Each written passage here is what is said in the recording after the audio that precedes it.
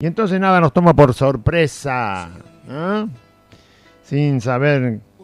Si lo toma una sorpresa linda, claro, nadie se queja.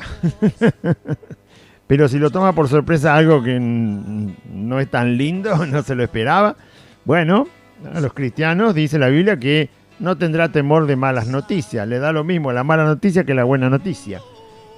Porque la buena noticia no te da temor, ¿no? No. Bueno, la Biblia dice que el justo, el que cree en Dios, el que cree en Cristo, dice que no tiene temor de las malas noticias. Por lo tanto, recibe las malas noticias de la misma manera que recibe las buenas noticias. No tiene temor de las malas noticias. Muy bien. Entonces, vamos a leer San Juan capítulo 16 del verso 16, donde dejamos la lectura del programa anterior, hasta el verso 33. Y ahí termina el capítulo 16. Pues falta todavía hasta el 21. Leemos la palabra del Señor y dice así: todavía un poco y no me veréis. Y de nuevo un poco y me veréis. Porque yo voy al Padre. Entonces se dijeron algunos de sus discípulos unos a otros: ¿qué es esto que nos dice todavía un poco y no me veréis? Y de nuevo un poco y me veréis. Y porque yo voy al Padre. Decían pues: ¿qué quiere decir con todavía un poco? No entendemos lo que habla. Jesús conoció que querían preguntarle y les dijo: ¿preguntáis entre vosotros acerca de esto que dije? Todavía un poco y no me veréis. Y de nuevo un poco y me veréis. De cierto os digo que vosotros lloraréis y lamentaréis, y el mundo se alegrará. Pero aunque vosotros estéis tristes, vuestra tristeza se convertirá en gozo. La mujer, cuando da a luz, tiene dolor porque ha llegado su hora. Pero después que ha dado a luz un niño, ya no se acuerda de la angustia por el gozo de que haya nacido un hombre en el mundo. También vosotros ahora tenéis tristeza, pero os volveré a ver, y se gozará vuestro corazón, y nadie os quitará vuestro gozo. En aquel día no me preguntaréis nada. De cierto os digo, que todo cuanto pidiereis al Padre en mi nombre, os lo dará. Hasta ahora nada habéis pedido en mi nombre. Pedid y recibiréis, para que vuestro gozo sea cumplido. Estas cosas os he hablado en alegorías. La hora viene cuando ya no os hablaré por alegorías, sino que claramente os anunciaré acerca del Padre. En aquel día pediréis en mi nombre, y no os digo que yo rogaré al Padre por vosotros, pues el Padre mismo os ama, porque vosotros me habéis amado, y habéis creído que yo salí de Dios. Salí del Padre, y he venido al mundo. Otra vez dejo el mundo, y voy al Padre.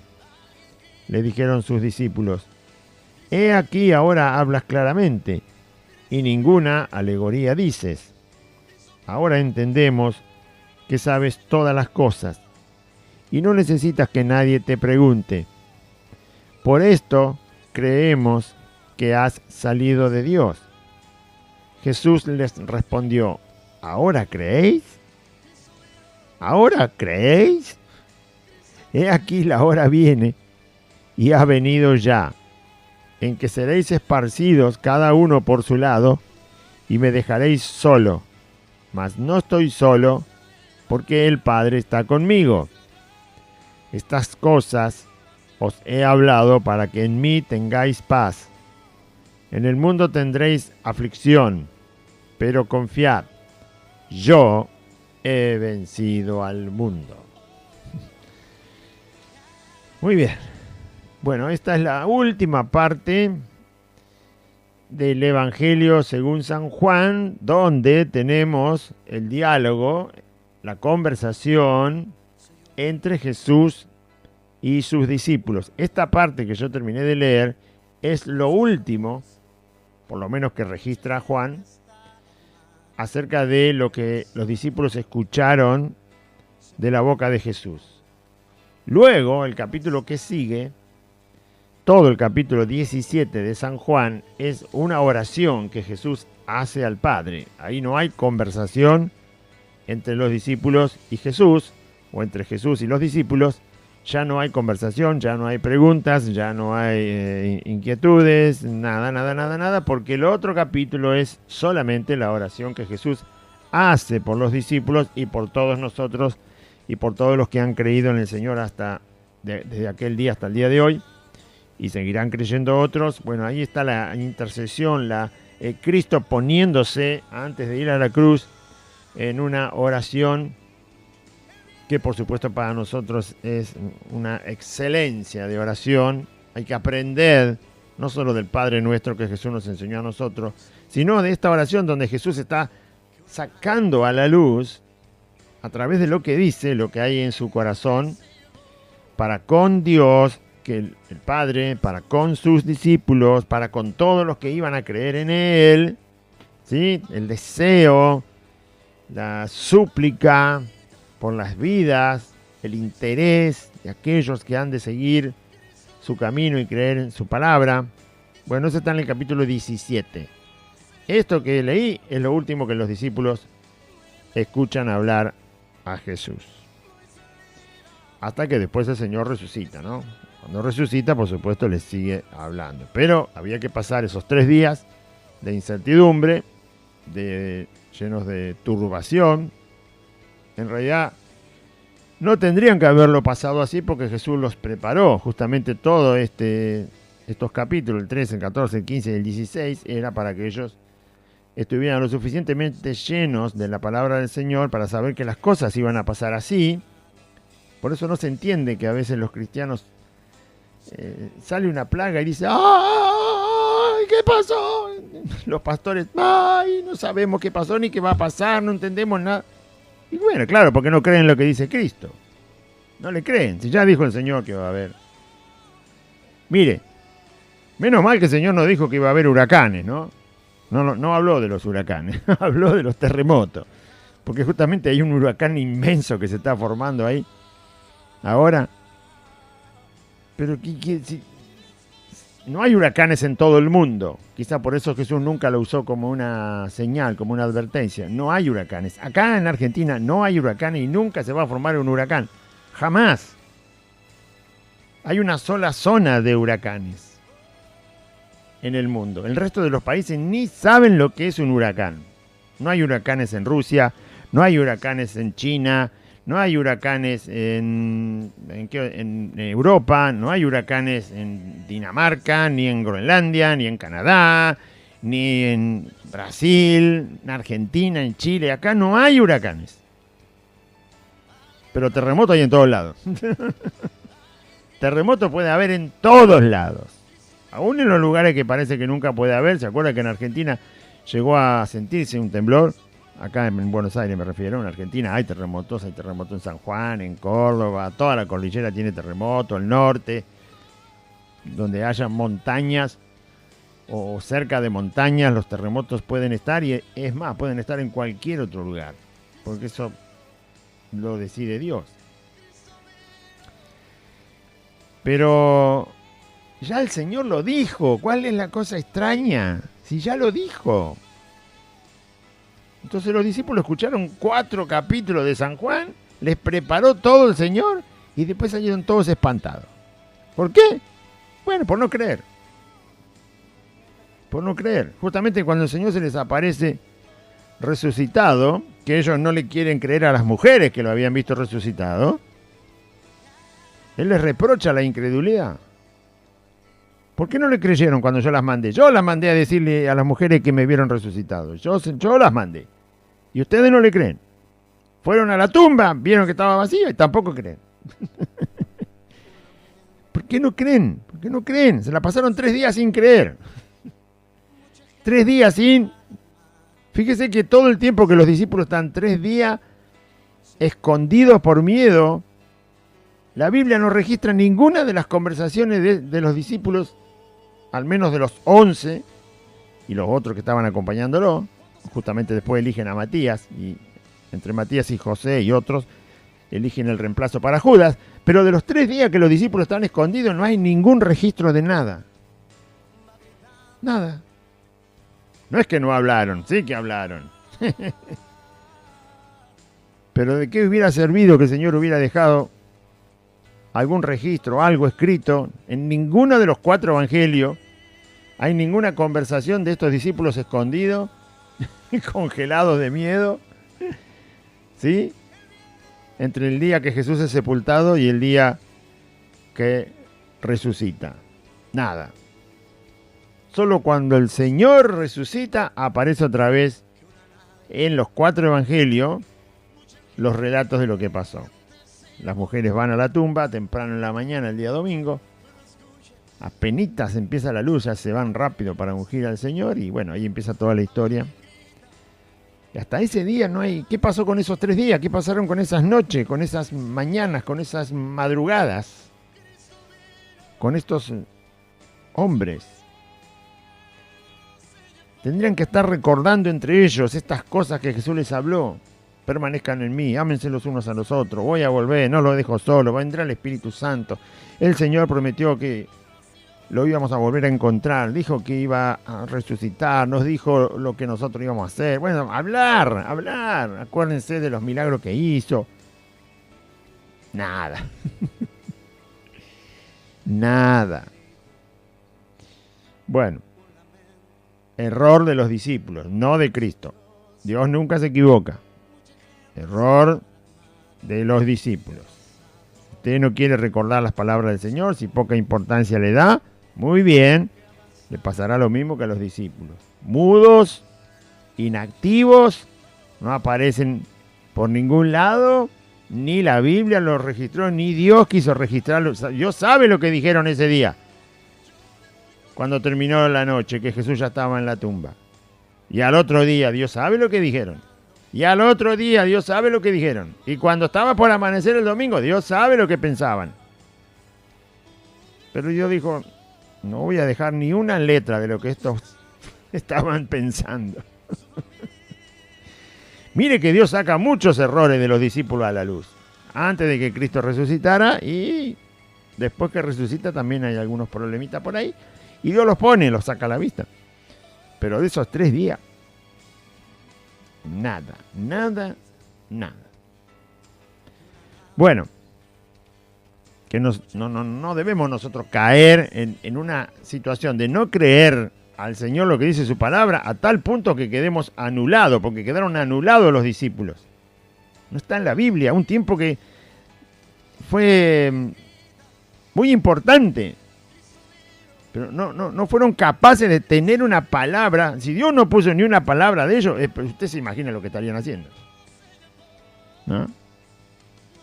Tiritando, confusos, pero por no creer, porque el Señor después les dice que no creyeron. Entonces cuando el Señor resucita, saca a la luz lo que a ellos les había pasado. Tomás, ni hablemos Tomás, ¿no? Pero los otros 10 que habían quedado, conversar algo, no decían nada. Bueno, eso le pasa a los que dicen ser discípulos de Cristo, no aman la palabra, no le creen al Señor las cosas que dicen porque son medio difíciles, y que no importa que sea difícil, créela igual, ¿cuál es el problema? Si el Señor te está diciendo que la crea, no que que vayas a hacer cosas que no podés hacer, que creas. ¿Qué podemos hacer nosotros más que creer? Y después el Señor hará. Cree solamente, entonces vas a ver la gloria de Dios. Vas a verlo a Dios, que Él lo hace. Pero cree. Ni creían este muchacho. Bueno.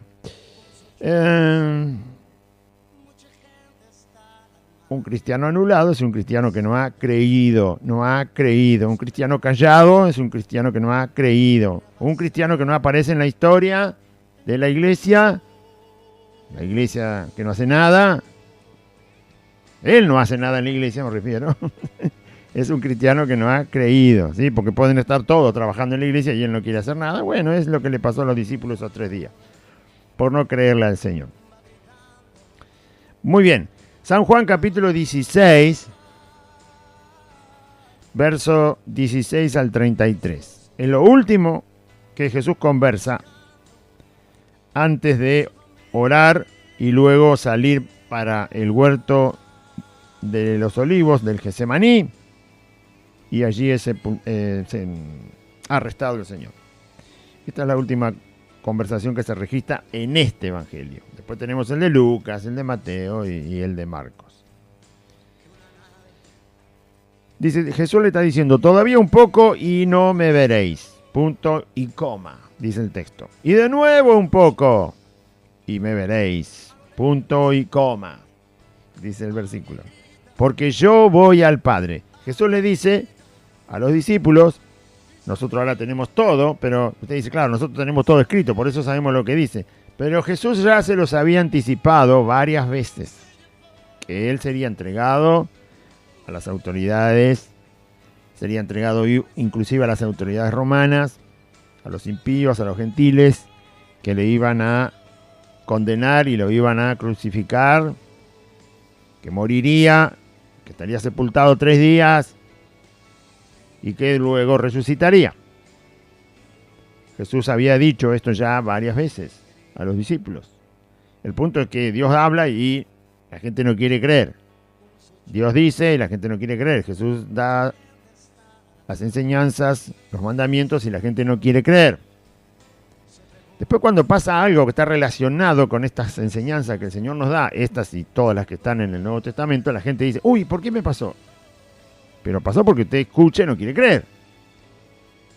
Por eso dije, si Jesús ya dijo que iban a venir enfermedades y plagas, entonces ¿por qué no quieren creer? Si ya lo dijo. Y si vienen más, no se asuste tampoco, porque ya lo dijo. Y si esta se empeora, y no se asusten, porque ya lo dijo, ya lo dijo. Imagínense cuando haya terremoto por todos lados. Hoy, mañana, cada 3, 4, 5, 10 días un terremoto acá, allá, por todos lados.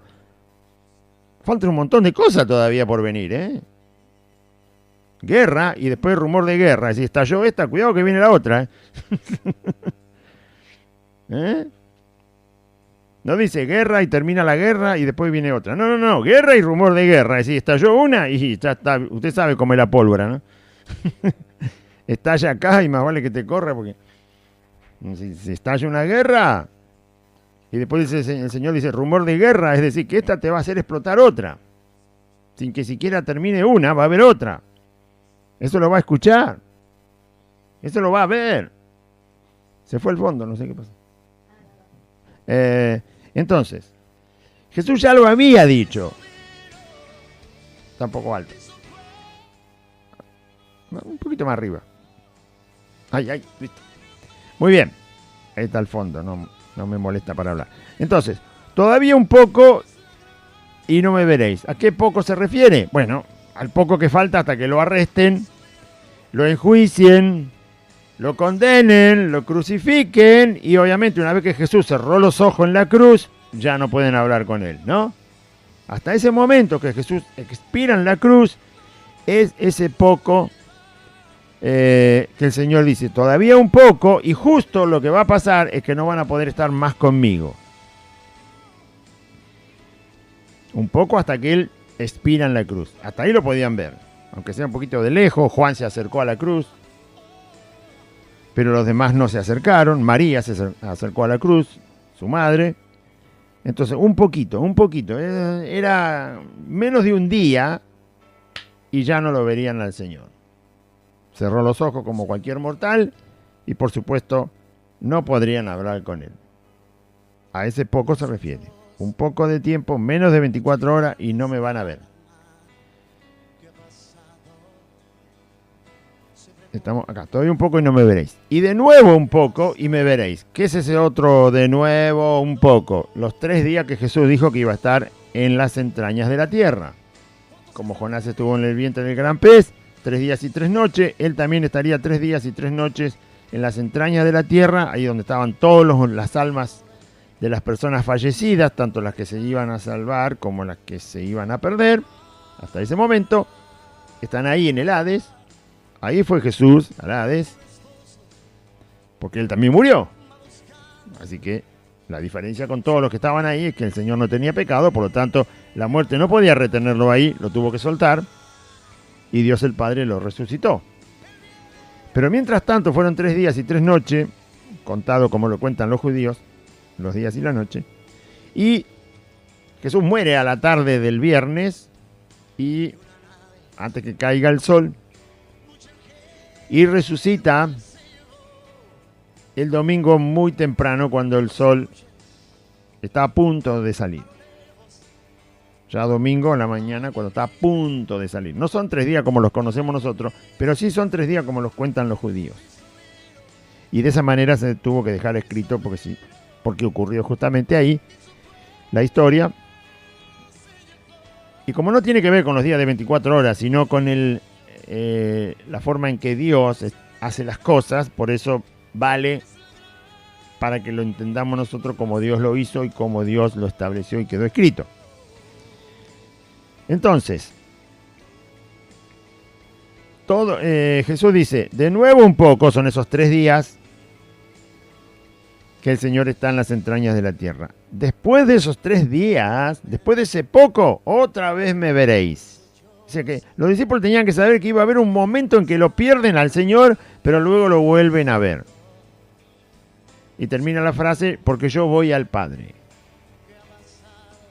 Según algunos comentarios bíblicos, Jesús resucita y en un momento cuando María Magdalena lo quiere tocar, Jesús le prohíbe que lo toque porque todavía no había subido al Padre. Así que Jesús resucita e inmediatamente se deja ver por las mujeres, se deja ver por María Magdalena. María Magdalena lo quiere adorar, se postra y quiere tocar los pies del Señor, pero el Señor se lo prohíbe porque él tenía que presentarse resucitado primero al Padre. O sea, es una cosa santa su ofrenda a Dios para rescatar al hombre, a la humanidad, y nadie podía tocarlo porque él mismo lo dijo, yo todavía no subí al Padre, así que no me toques.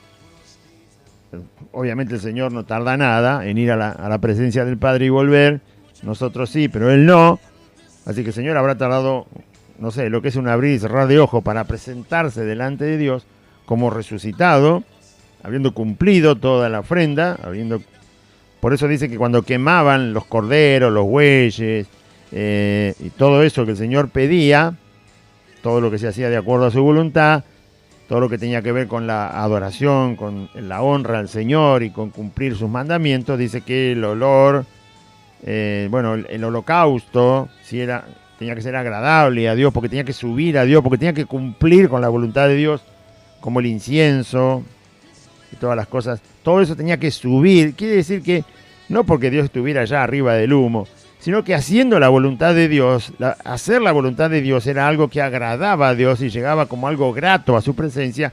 Esta es la ofrenda perfecta de Jesucristo, sin pecado, sin mancha, habiendo cumplido toda la voluntad de Dios y terminado con el problema del pecado para con los pecadores que se arrepienten, y él también tenía que estar en la presencia del Padre como siendo recibido por el Padre, porque todo eso fue para que el Padre nos deje vivir en la eternidad en el cielo, y Cristo era el representante nuestro y vino a hacer la voluntad del Padre, así que tenía que ir al Padre para presentarse santo, perfecto, resucitado, sin mancha, y todo eso lo tenía que presentar delante del Padre porque el Padre lo había demandado. Porque Dios demandó que eso se hiciera. Y Cristo lo hizo. Y cuando lo termina, al momento de resucitar, el primero que tiene que recibir eso es aquel que lo ha pedido. ¿Usted pidió que Jesús muriera y resucitara? No. ¿Yo lo pedí? No, yo no lo pedí. ¿Usted exigió que fuera sin pecado cuando fue a morir? Jesús, ¿lo pidió usted? No, usted no lo pidió. Yo tampoco lo pedí. ¿Quién lo pidió? El Padre lo pidió. ¿Y quién tenía que recibirlo? El Padre. Cuando usted pide una pizza, ¿qué le preguntan? ¿Domicilio? ¿Teléfono? ¿Nombre? ¿Va a pagar en efectivo? ¿Y usted pide la pizza? ¿Y qué quiere? ¿Que se la den al vecino de enfrente y después le traigan a usted la caja vacía? Usted la pidió y a usted se la dan. Usted la recibe. Hoy que se usa tanto, ¿no? Todo tenés que pedirlo. Usted lo pidió, a usted lo recibe. ¿Quién pidió que Jesús muriera sin pecado en la cruz? ¿Quién pidió que resucitara? El Padre. El Padre estableció todo eso. ¿Jesús lo llevó adelante? Sí. ¿Lo cumplió? Sí. ¿Ante quién tenía que presentarse para mostrar que estaba todo cumplido? En nombre de toda la humanidad. ¿Ante quién tenía que presentarse? Ante el que lo pidió. Y el que lo pidió era el Padre. El que decidió que así fuera era el Padre. Así que tarea cumplida, ahí estoy. Y Jesús se presentó ante el Padre. Eso lo hizo en un abrir y cerrar de ojos para nosotros.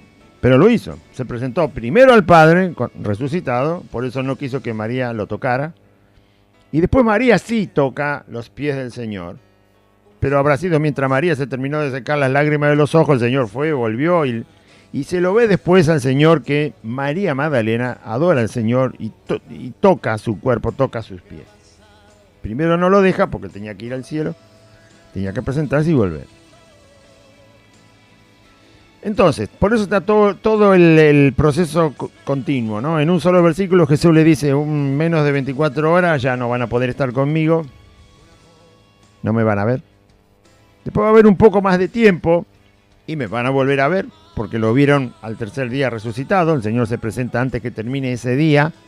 Cuando resucita, antes que termine el domingo, Jesús se presenta donde los discípulos están encerrados. Así que lo volvieron a ver.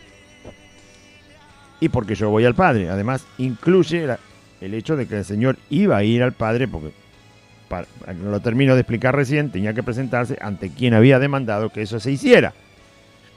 Y luego sí ya se queda otra vez con los discípulos y aparece resucitado y aparece en otro lugar resucitado y así van pasando los días y el Señor se aparece resucitado durante los 40 días que siguen. Esto los discípulos lo tenían que saber. Jesús se los dice y ellos no lo recuerdan. Mala memoria. Entonces, mala memoria vas a tropezar. Ya lo dice el Señor, yo les hablo para que no tropiecen, pero si les hablo y tienen mala memoria, van a tropezar. Se van a estancar. Entonces se dijeron los discípulos entre ellos, ¿no? En voz baja, sin que el Señor escuchara, pero el Señor ya sabe todo igual. Pero ellos, algunos de los discípulos, no todos, algunos de los discípulos dijeron unos a otros, ¿qué es esto que dice? ¿Qué esto de que todavía un poco no me veréis? De nuevo un poco y me veréis, y porque yo voy al Padre. Y sigue el versículo 18. Decían pues entre ellos, ¿qué quiere decir con todavía un poco? Todavía un poco. Pero hombre, todavía un poco, se sabe, todavía tiene que ver con el tiempo. Todavía un poco de tiempo. ¿Qué quiere decir cuando usted dice todavía no llueve? Bueno, quiere decir que estamos esperando una lluvia, pero en este tiempo todavía no llovió. Todavía no amaneció. Tiene que ver con el tiempo que va pasando.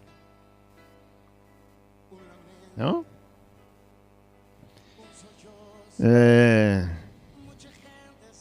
Si no me equivoco, yo no era muy bueno para el lenguaje. Es parte como un adverbio de un auxiliar de tiempo, es todavía. Entonces, todavía un poco. ¿Qué quiere decir? No entendemos lo que dice. Ay, Dios mío. Jesús le dijo, cuando usted le mandan un mensaje, usted está esperando a alguien que tiene que llegar a su casa y le mandan un mensaje y le dice, todavía no llego. ¿Qué quiere decir? Todavía me falta. Está hablando de que no llega. También puede ser cantidad, o sea, todavía me falta dinero para completar el pago, todavía, pero tiene que ver con algo ausente. Bueno, todavía un poco. Era fácil terminar la frase, no era tan complicada. Después, siguen preguntándose, no entendemos lo que está diciendo este hombre. Bueno, como Jesús conocía lo que ellos querían preguntarle, él les dijo, ¿preguntáis entre vosotros acerca de esto que dije? Todavía un poco y no me veréis, y de nuevo un poco y me veréis. Y más vale que no siguió el Señor con la frase, porque la frase terminaba y porque yo voy al Padre.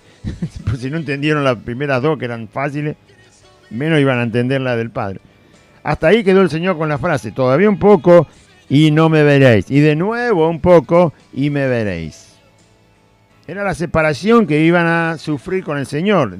De la frase surge que si no lo van a ver, van a estar separados. Pero si después vuelven a verlo, es decir, va a haber un tiempo donde están separados y un tiempo donde se vuelven a encontrar. El asunto era averiguar cuánto era ese tiempo y cuál era la causa de ese tiempo por el cual se iban a estar separados y por qué luego iban a estar otra vez juntos. Averiguar algo sobre lo que el mismo Señor estaba diciendo. De cierto os digo, dice el Señor, que vosotros, uno tiene que preguntar sobre lo que Dios dice, no le va a preguntar a Dios si hay marcianos en la luna, por favor, ¿no? ¿Qué le quiere preguntar? ¿Qué quiere saber? Si hay confite adentro del sol. ¿Qué quiere saber? Nosotros estamos acá por el rey, por causa de la obra redentora, salvadora de Jesucristo, y debemos hablar de Cristo y de su evangelio. Preguntemos sobre lo que el Señor habla. Preguntemos sobre lo que dice. Todo tiene una enseñanza.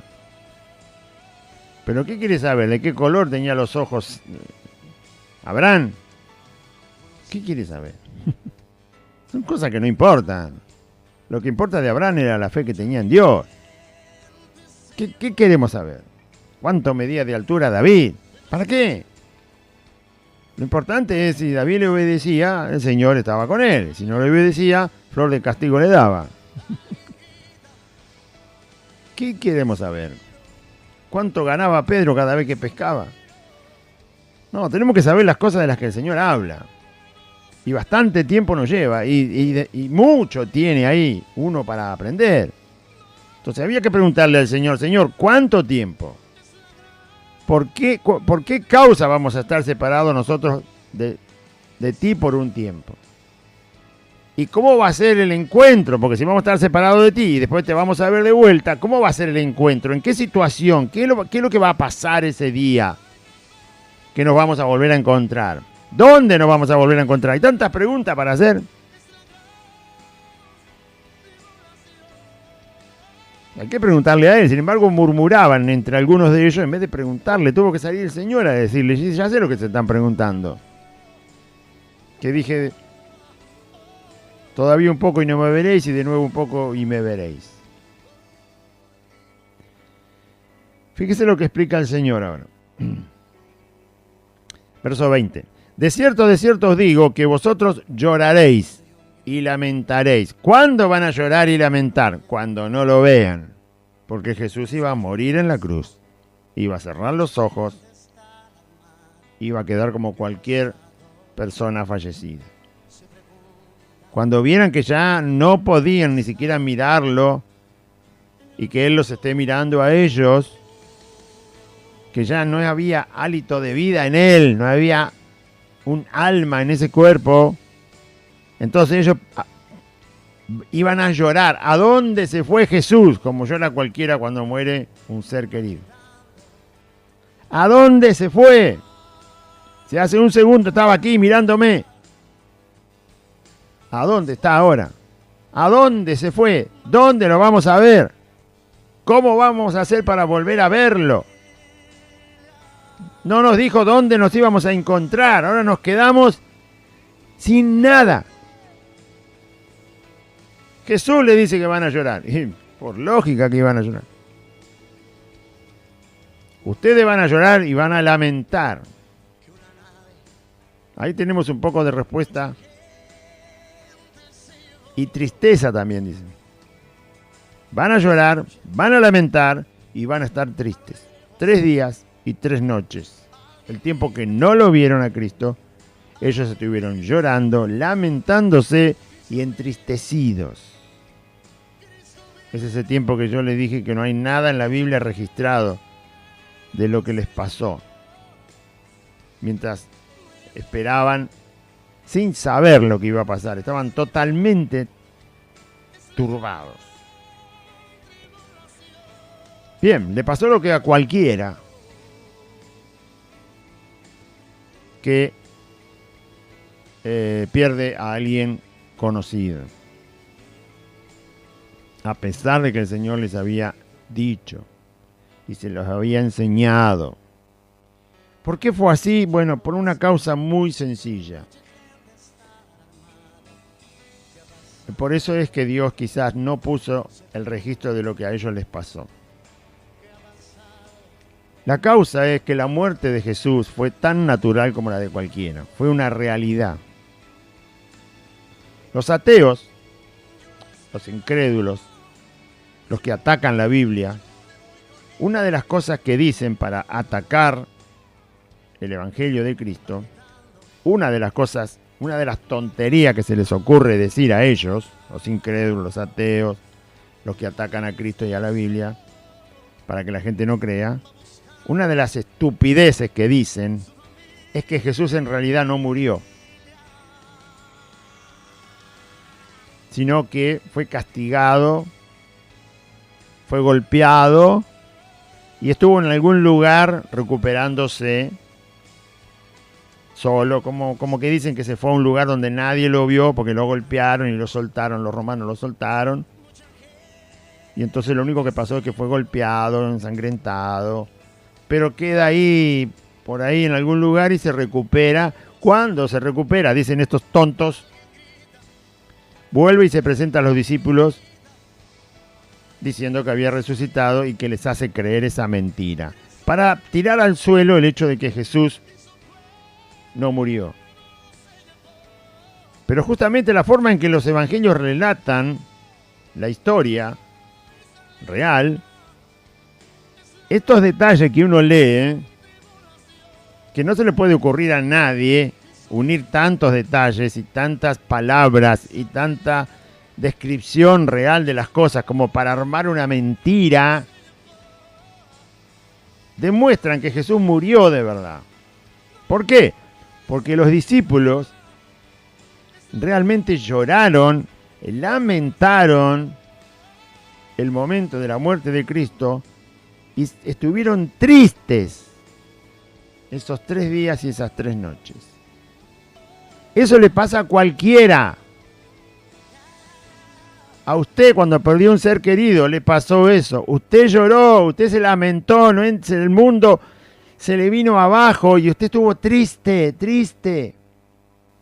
Esas emociones son naturales en cualquier persona que pierde un ser querido. Ya sea que un padre pierda a un hijo pierda a un padre, usted pierda a un hermano propio, alguien muy querido, esposo, esposa. Esas son reacciones naturales, porque la muerte fue real. Por eso está escrito así. Ellos lloraron de verdad, porque la muerte que vieron de Cristo fue natural, fue realmente muerte, lo vieron muerto.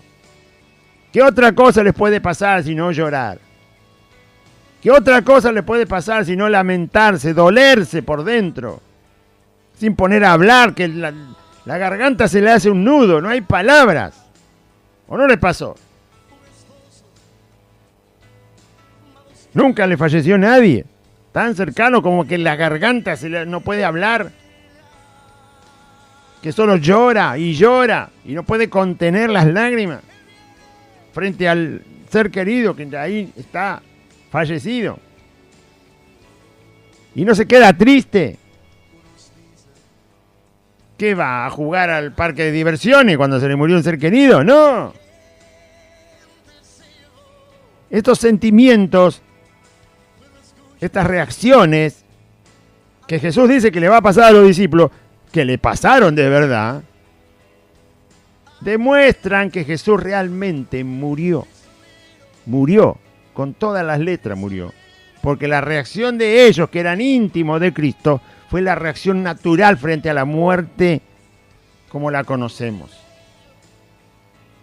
Si no hubiera estado así, entonces uno sí podría dudar de que Cristo realmente no murió. Pero Jesús les dice, ustedes van a llorar, ustedes se van a lamentar, ustedes se van a entristecer, porque realmente me van a ver muerto. Fue real la muerte de Jesús. Y fue natural. No es una muertecita que viene el médico, te pone un aparato y te resucita. Te resucita, te vuelve. Si tenés un infarto, te ayuda para que no te mueras. O te estás desangrando y te hace un torniquete y ¡ay, gracias, doctor! Porque ya me desmayaba. ¿No? O te picó un escorpión, una serpiente venenosa, te llevaron urgente. ¿Qué fue? Este bichito, acá lo tenemos. Ah, antídoto. Y volvé a respirar. No, Jesús murió. Por eso ustedes van a llorar. Por eso van a lamentar. Y el mundo se va a alegrar. ¿Qué mundo? Bueno, el mundo que quería sacarse a Cristo de encima. Y el mundo todavía sigue alegre. El mundo sigue alegre si no se puede hablar de Cristo. Sepultá a Cristo. Dejá de predicar el Evangelio y no sabe usted la fiesta que van a hacer. Sacá el Evangelio. Cerrale la boca a todos los que predican la verdad de Cristo. Y este mundo va a ser un jolgorio las 24 horas del día. Todos los días del año. Siempre quieren sacarse a Cristo de encima en este mundo. Por eso es difícil predicar el Evangelio. Por eso hay que ser valiente para predicar el Evangelio. Por eso hay que perder la vida para predicar el Evangelio. Porque este mundo se alegra cuando no se predica el Evangelio. Cuando se predican pavadas, sí. Pero cuando se predica el Evangelio, no le gusta al mundo. Pavadas. Te llenan 3 canchas de fútbol juntas si predicas pavadas. Pero predicar el Evangelio. Predicar el Evangelio. A viva voz. Predicar el Evangelio de verdad en las calles. Vas a ver lo que pasa. El mundo no lo quiere. El mundo quiere todo calladito, como está ahora. Cierren las iglesias. Sí, cómo no, por favor. Y ahí está el mundo alegre. Bueno, para que estén abiertos esos lugares, si son pura mentira, la verdad que no le hacía ni cosquilla antes esos lugares al mundo, y ahora menos. El mundo se va a alegrar, es decir, lo que el mundo quiere es que desaparezca de una vez por todas esta historia de Jesucristo. Pero aunque vosotros estéis tristes, esos 3 días y esas 3 noches, vuestra tristeza se convertirá en gozo. Algo que es tristeza, algo que me trajo la tristeza, va a ocurrir algo que va a hacer que la tristeza se vaya. Si la tristeza viene porque yo perdí mi documento, supongamos, ¿cuándo se va la tristeza? Cuando encontré el documento. Si usted perdió la licencia para conducir, y entonces está triste. ¿Cuándo se va la tristeza por eso? Cuando encuentra la licencia de conducir. Si usted perdió el sueldo que recién lo retiró del cajero en algún lugar raro que andaba caminando, usted se pone triste. ¿Cuándo se va la tristeza? Cuando vuelve por el camino y encuentra ahí el paquetito de su sueldo y nadie lo tocó. Si usted pierde, no sé, otra cosa que puede perder. La tristeza se va cuando eso que te trajo la tristeza desapareció. Perdiste, cuando encontraste la tristeza se va. Jesús dice, la tristeza que ustedes tienen se va a convertir en gozo. ¿Qué tiene que pasar para que aquello que les provocó tristeza se convierta en gozo? Que si se entristecieron porque Jesús murió como cualquier mortal, entonces lo que tiene que ocurrir es lo contrario, que Jesús esté vivo después. Amén. Tiene que ocurrir aquello que es contrario a lo que le provocó la tristeza. A usted su patrón le dice, no vengas el lunes, pasá por la oficina porque ya estás despedido. ¡Ay, Dios mío! Tristeza. Y 3 horas después lo llama el mismo patrón y le dice, usted está ya por el suelo, ¿no? 3 horas después lo llama el patrón, le dice, mirá, estuve pensándolo bien, vení el lunes, seguí trabajando, no te hagas problema. Olvídate del despido. Ay, le volvió el alma. Tiene que pasar algo para que lo que provocó la tristeza no esté presente y vuelva al gozo. Entonces tiene que ser lo contrario a lo que te provocó la tristeza. Te dice que te echaron, te pusiste triste. Cuando te dicen que no te echan, se te fue la tristeza. Así de simple, ¿no? Claro. Jesús le está diciendo, van a tener tristeza. Ya sabían que cuando esa tristeza les viniera, el Señor le había dicho, pero va a venir el gozo. Entonces tenían que pensar, estamos tristes porque Jesús murió, pero Él dijo que iba a venir el gozo. Entonces tiene que pasar algo que nos quite la tristeza. ¿Qué nos trajo la tristeza? La muerte de Cristo. Entonces, ¿qué nos va a traer el gozo? La vida de Cristo. Cristo vivo nos va a traer el gozo. Ay, discípulos, cabeza dura. La Biblia dice, el Señor permite la prueba y te saca de la prueba. Entonces, ¿por qué se pone triste? Si la misma, así somos, bien, no quiere entender. Dios dice, gozaos en la tribulación. Bienaventurados los que sufren. Si el Señor lo dice, hay que hacer eso. Porque Él lo dice. Eso te va a bendecir. ¿Qué cristiano quiere escuchar que la tribulación lo bendice? Ninguno. Bueno, empecemos. ¿Qué cristiano quiere entender que Dios le está probando para bendecirlo, para aumentar su fe, para forjarlo, para hacerlo precioso como el oro? ¿Qué cristiano quiere escuchar eso? Ninguno. Bueno, empecemos a hacer una lista. ¿Quién quiere? ¿Ustedes se ponen primero o me pongo primero yo?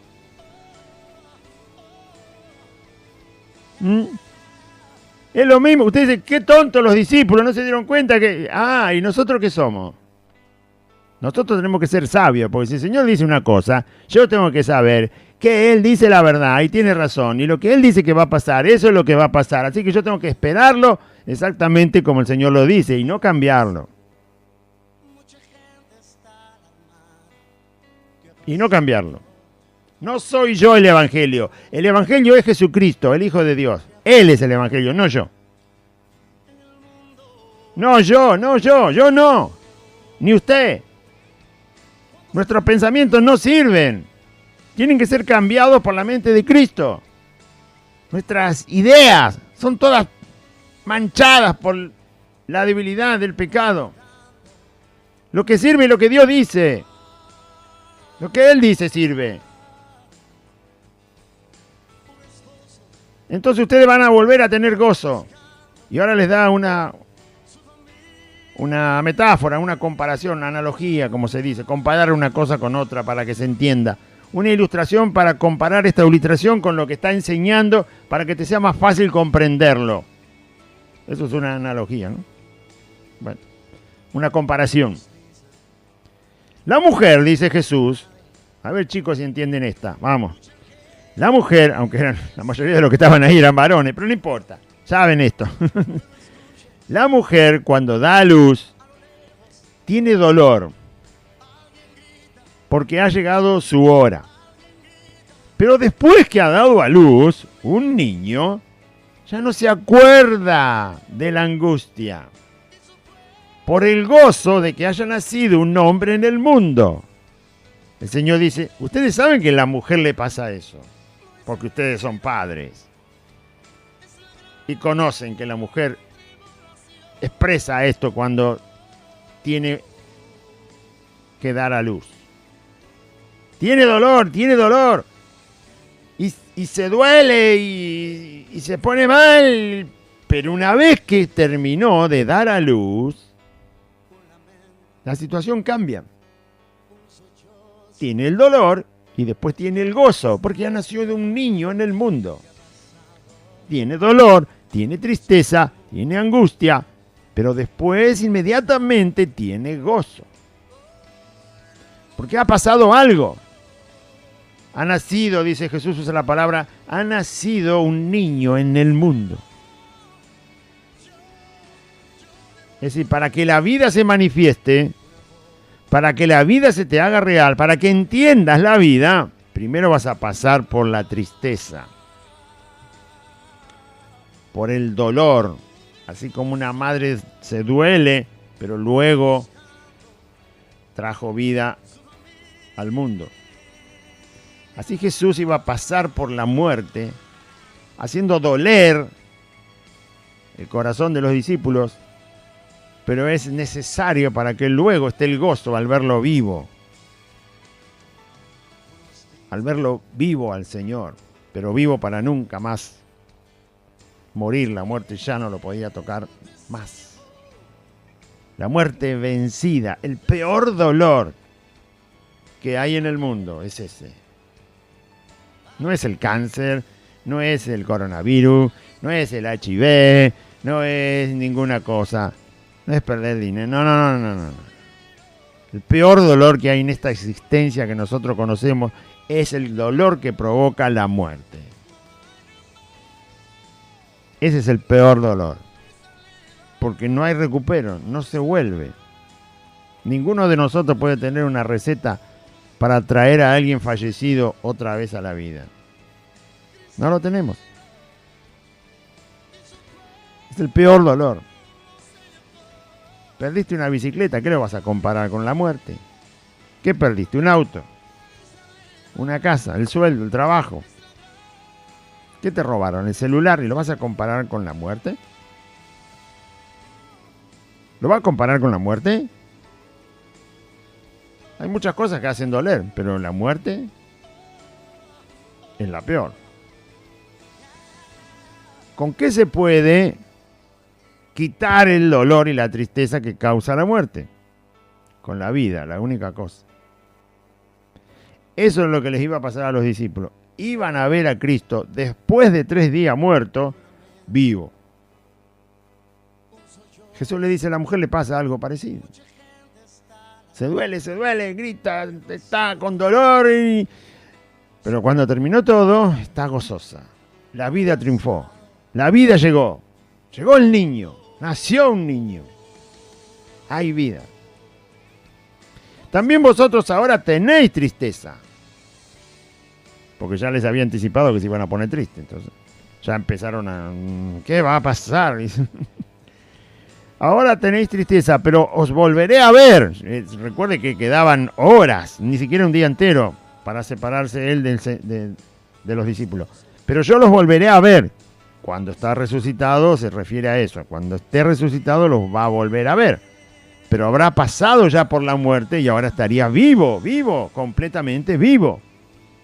Pero yo los volveré a ver y se gozará vuestro corazón y nadie os quitará vuestro gozo. Cuando los discípulos se convencieron realmente de que el que estaba ahí delante de ellos aquella noche, antes que terminara el domingo, cuando se convencieron de una vez por todas que era Cristo, porque Jesús les dijo, no, tóquenme, ¿no ve que no soy un fantasma? Hasta les dijo, denme algo de comer para que vean que como cualquiera. Le dieron un pez asado y un pedazo de un panal de miel, un panal de miel y un trozo de pez asado le dieron. Para que Jesús coma, y comió delante de ellos. Entonces se dieron, pero es de verdad. Si lo vimos muerto, si lo vimos traspasado por una lanza, si lo vimos totalmente desangrado, vimos como Nicodemo y José de Arimatea envolvieron el cuerpo, le pusieron especias aromáticas, vimos el cadáver, aunque sea de lejos, pero lo vimos. Las mujeres lo vieron más de cerca. Era un cadáver. Y ahora está vivo y come. Cuando ustedes me vean, se van a gozar. Ese gozo no lo van a perder nunca. Nadie les va a quitar ese gozo. Y en aquel día no me preguntaréis nada, así como para preguntar. Ahora era el tiempo de preguntar. Ahora era el tiempo para preguntar. No entendiste lo más fácil, ¿cómo vas a entender lo más difícil? Le vas a preguntar al Señor, ¿cómo resucitaste? Pero querido, todavía no entendiste lo de la mujer cuando está de parto y ahora querés que te explique cómo resucité. ¿Qué le vas a preguntar al Señor resucitado? ¿Qué le vas a preguntar? Si lo ves con tus ojos, Dios mío. Mudo no tenemos que quedar. En aquel día no me preguntaréis nada. De cierto os digo que todo cuanto pidiereis al Padre en mi nombre os lo dará. Viendo a Cristo resucitado, sabiendo que después Él iba a estar en el trono en el cielo, ¿qué duda pueden tener los discípulos para pedir al Señor si lo ven resucitado? Y eso dura 40 días. Por eso Pedro con Juan, cuando estaban con el paralítico, le dijeron, yo no tengo plata ni oro. Mira, te voy a dar lo que tengo, querido. ¿Sabés quién está acá? Jesucristo de Nazaret. Levántate y empezá a caminar, hombre. ¿Cómo no iban a pedir si lo hubieran resucitado? Yo no lo vi resucitado, pero tengo que vivir por la fe. Más bienaventurado el que no ve y cree, dijo el Señor. Y usted también. Ellos fueron suficientes testigos tuvo el Señor de que resucitó. Y todos prácticamente tuvieron que pagarlo con la vida. Por ser testigos directos de que Jesús resucitó.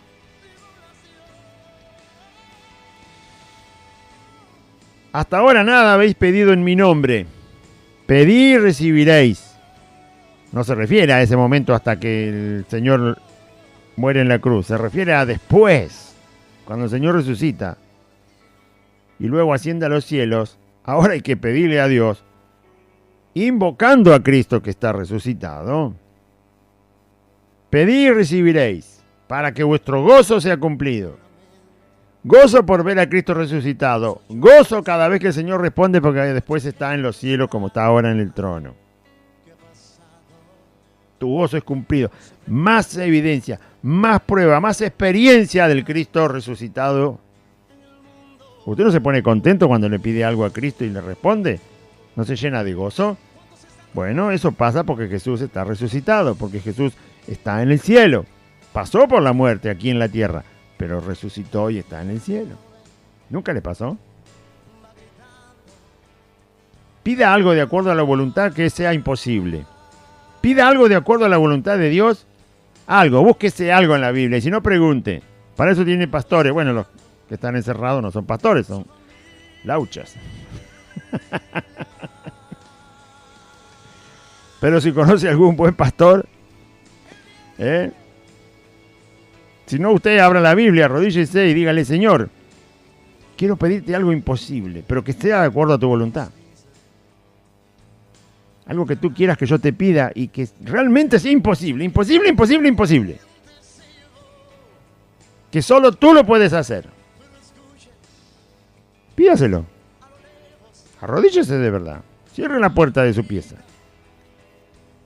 Pero pídale una cosa, no le pida 50.000. Pida una cosa. Que esté de acuerdo a la voluntad de Cristo. Y que sea bien imposible. Como Pedro, que quería caminar arriba del agua. Pedro no le dijo que camine arriba del agua, que calme los vientos, que vengan los pescados, que se haga de día. No, pidió una cosa, que camine arriba del agua. Y el Señor le dijo que sí. Entonces, pida una cosa. De acuerdo a la voluntad de Cristo, según la voluntad de Dios escrita en su palabra, y luego, bien imposible. Cuanto más imposible, mejor, porque para Dios no hay nada imposible. Y como usted sabe que es imposible y que nadie puede hacerlo, cuando Dios le responda, usted se va a llenar de gozo. Una linda forma de tener gozo.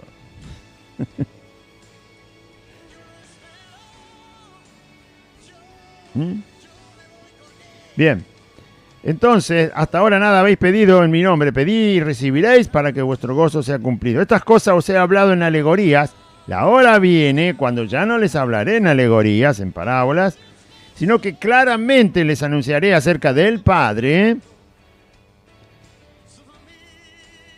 En aquel día pediréis, dice, Jesús dice, ya después les voy a hablar claro, sin alegorías, sin parábolas, sin nada, porque como él iba a resucitar y lo iban a ver ellos con los ojos resucitados, iban a palpar su cuerpo y lo iban a ver comer. Pedro dice que comimos y bebimos con él resucitado, porque fueron 40 días.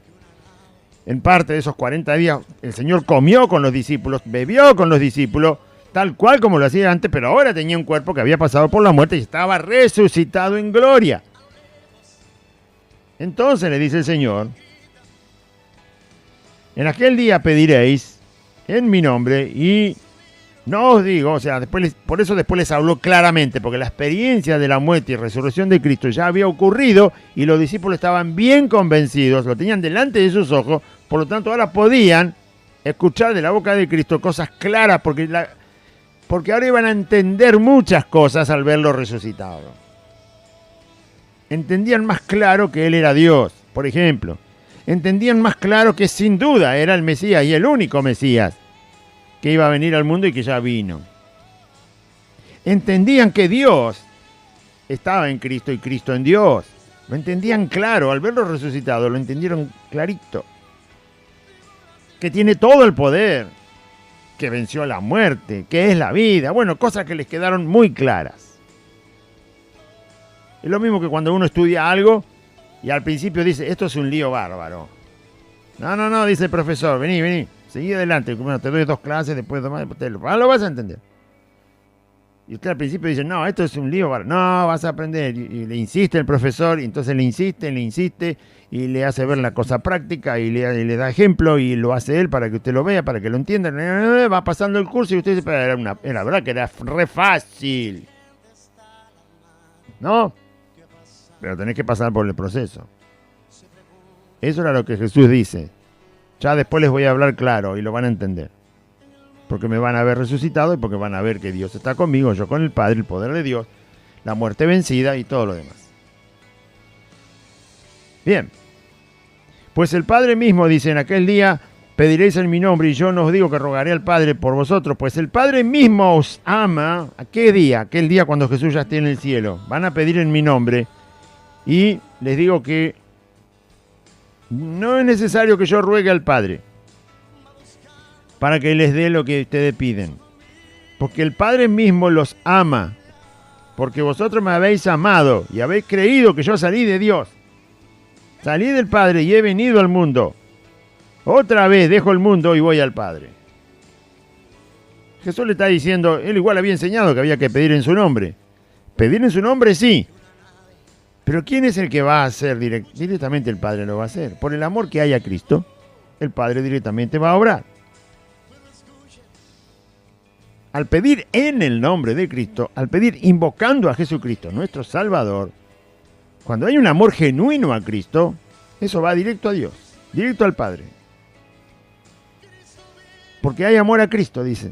Como hay amor a Cristo verdadero, entonces la petición es hecha en el nombre de Cristo, porque Él es nuestro Salvador, es nuestro Salvador. Pero directamente el Padre va a responder. No es necesario que Cristo convenza al Padre. No, lo que tenemos que hacer nosotros es usar el nombre de Cristo para pedir. Y el Padre no tiene que ser convencido, el Padre responde. ¿Sí? Para que entiendan más lo que es. Jesús se lo dice para que vean que amar a Cristo es amar al Padre. Aceptar a Cristo es aceptar al Padre. Creer a Cristo es querer al Padre, es creerle al Padre. Pedir a Cristo o pedir en el nombre de Cristo es que lo haga el Padre. Es una unión, una comunión de Dios Padre y de Dios Hijo tan perfecta, pura y poderosa. Por eso así lo explicó el Señor. Porque si no, nosotros oramos en el nombre de Jesús y decimos, bueno, vaya a saber si lo tengo que convencer primero a Cristo y después Cristo tiene que convencer al Padre. Entonces, toda una ruleta, como una cosa que da vuelta y que no se termina nunca de... Dije ruleta porque da vuelta. Una rueda, va.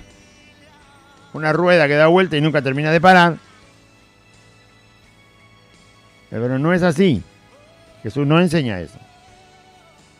Dios hizo Cristo hizo exactamente la voluntad del Padre, ha cumplido todo, está en el cielo, y al invocar su nombre, Dios dice, el Padre les dará.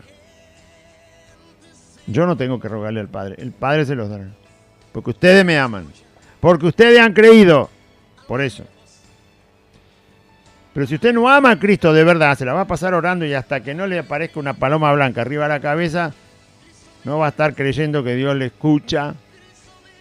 Si pide cualquier cosa, por supuesto Santiago dice no van a recibir nada, van a arder de envidia, van a estar molestos, porque no piden de acuerdo a la voluntad de Dios, piden por sus corazones egoístas, materialistas, terrenales.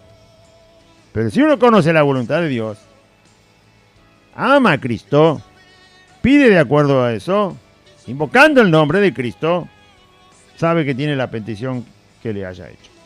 Le dijeron sus discípulos, aquí, ahora hablas claramente, y ninguna alegoría dices, porque les estaba hablando un poco más entendible. Ahora entendemos que sabes todas las cosas. Ahora entienden que Jesús sabe todas las cosas. Recién ahora. No era cierto lo que estaban diciendo. Jesús después lo saca a la luz. No estaban realmente convencidos. Solo lograron entender un poco mejor lo que Jesús estaba hablando. Pero no es real lo que están diciendo. Están confundidos todavía. Ahora hablas claramente y ninguna alegoría dices. Ahora entendemos, otra vez la palabra ahora. Ahora entendemos que sabes todas las cosas y no necesitas que nadie te pregunte. Por esto creemos que has salido de Dios. Que salió de Dios es correcto. Pero todavía le falta creer que es Dios. Y Jesús le respondió, ¿ahora creéis? ¿Ahora creéis? Recién ahora creen. 3 años los estuve formando. 3 años les estuve hablando. 3 años vieron las obras de mi Padre y ahora creen recién. No, en realidad no creían. Les parecía que creían. Les parecía que habían llegado el momento de ya poder creer. No estaban creyendo. 5 o 6 horas después lo dejaron solo al Señor. Ellos pensaban que creían. ¿Ahora creéis? Dijo el Señor. Mire lo que sigue. He aquí la hora viene y ha venido ya. El Señor dice eso porque faltan poquitas horas para que lo arresten en el huerto. He aquí la hora viene y ha venido ya en que seréis esparcidos cada uno por su lado. ¿Alguien que cree en Cristo puede salir corriendo? Por eso dije que no habían creído. Ellos pensaban que habían creído. Todavía no habían creído. Todavía les faltaba. Seréis esparcidos cada uno por su lado. Eso pasó en el huerto de Getsemaní, cuando Judas llega con la compañía de soldados, todo besa al Señor, lo entrega, lo arrestan, lo atan al Señor. Quieren arrestar a los discípulos. Jesús le dice, no, si me buscan a mí, déjenlo que ellos se vayan, porque me vinieron a buscar a mí, así que se vayan los discípulos. Y salieron disparando. Uno para cada lado salió disparando. Ni uno quedó ahí en el huerto. Después a las escondidas se acercaron a la ciudad de Jerusalén para ver qué pasaba. Porque el huerto estaba enfrente de la ciudad. No quedó ni uno. Y ha venido la hora ya, dicen, que seréis esparcidos cada uno por su lado, y me dejaréis solo. Eso fue lo que pasó. Solo fue arrestado el Señor, solo fue encarcelado, solo fue flagelado porque le empezaron a pegar, solo fue hasta donde lo empezaron a enjuiciar los sacerdotes y el sumo sacerdote, solo fue entregado delante de Pilato, solo estuvo ahí para decir lo que tenía que decir. Solo estuvo mientras lo condenaban. Solo estuvo cuando sentenciaron que tenía que morir en la cruz. Solo estuvo cuando le pusieron la corona de espina y todo lo que le hicieron. Estaba solo fue cargando la cruz. Solo llegó con la cruz hasta el Gólgota. Solo estaba cuando los romanos lo clavaron. Y solo cuando levantaron la cruz y empezó a morir. O por lo menos a agonizar. Y solo mientras lo vituperaban, se le burlaban, lo escupían. Y solo cuando le arrancaron la ropa, solo cuando se tiraron suerte sobre la ropa de Cristo, solo cuando le dieron vinagre, solo cuando le dieron hiel, solo cuando tuvo sed, solo cuando se le burlaban los que estaban colgados al lado de él. Solo hasta que expiró. Solo.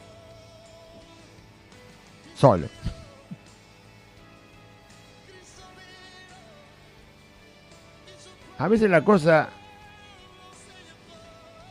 parece invertirse, ¿no? Él que habló toda la verdad se quedó solo. Él que hizo todo el bien se quedó solo. Él que no engañó se quedó solo. Él que no hizo pecado se quedó solo. Ahora que tenemos toda la verdad de Dios, toda la verdad de Cristo, los que no quieren escucharlo, los que no quieren creerle a Jesucristo,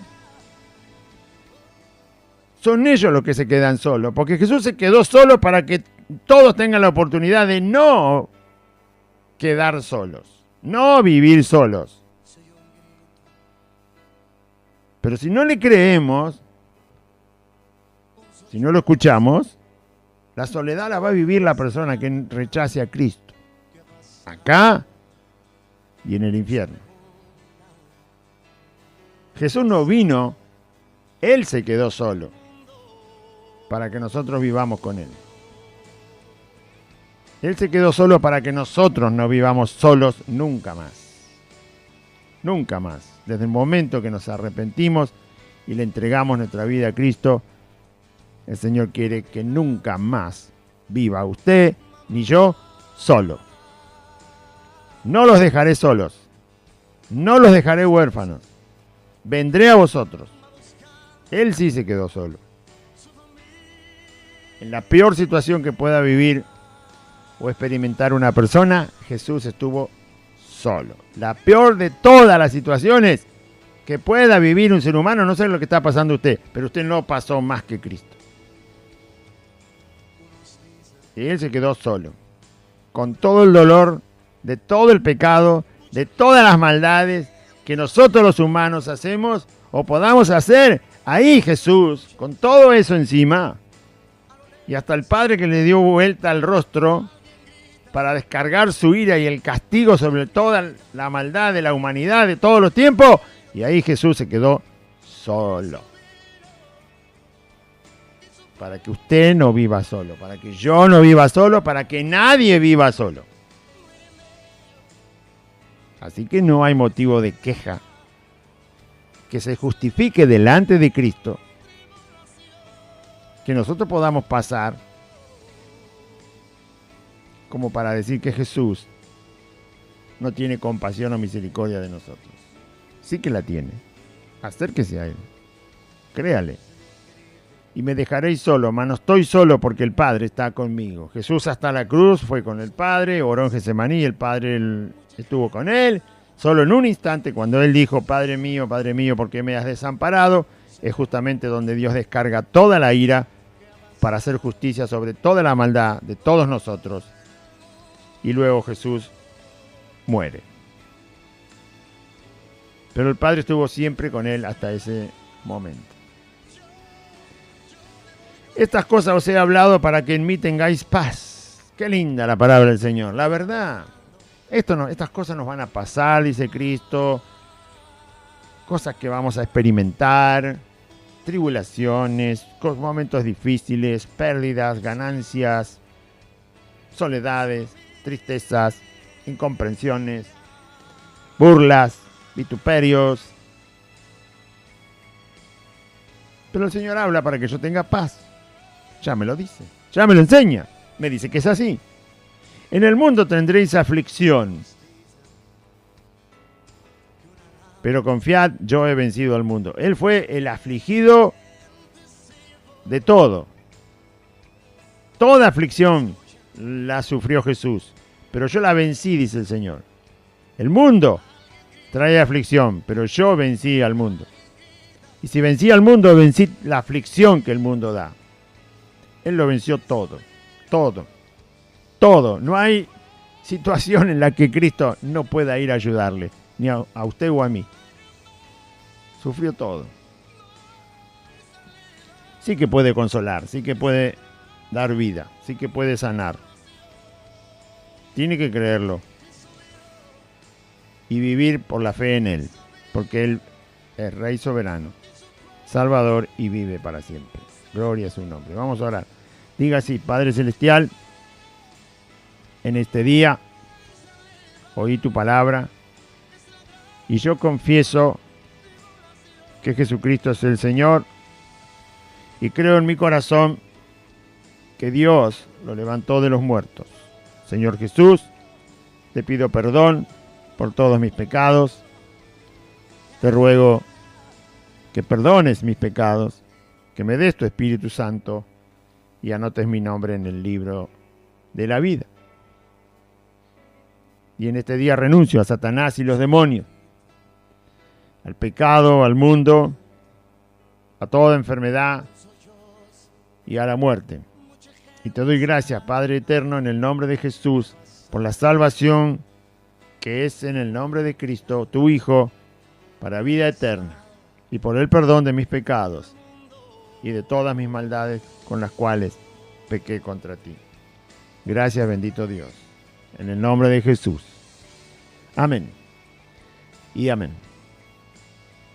Audiencia, recuerde los días que estamos congregados. Son los días martes, jueves y sábado a las 16 horas. Y el día domingo, 2 reuniones. La primera reunión a las 10 de la mañana y la próxima reunión del día domingo a las 16 horas. Martes, jueves y sábado, 16 horas. Domingo, 10 de la mañana y también domingo, 16 horas. En la calle Santa Fe, 2540, entre la calle Solanet y la otra calle La Prida.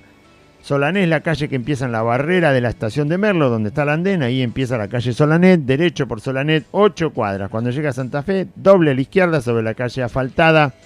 La cuarta casa desde la esquina es Santa Fe 2540. Hay un pino muy alto, un árbol, un pino muy alto en el frente del domicilio. Está el nombre de la calle Santa Fe y está el número 2540. Lo va a ver. Aquí le esperamos entonces para la gloria de Cristo. A todos aquellos que aman al Señor y a los que no lo conocen, más todavía los recibimos para poder compartirles el Evangelio de Cristo para la salvación de su alma. Que Dios les bendiga, audiencia, confíen en Jesucristo.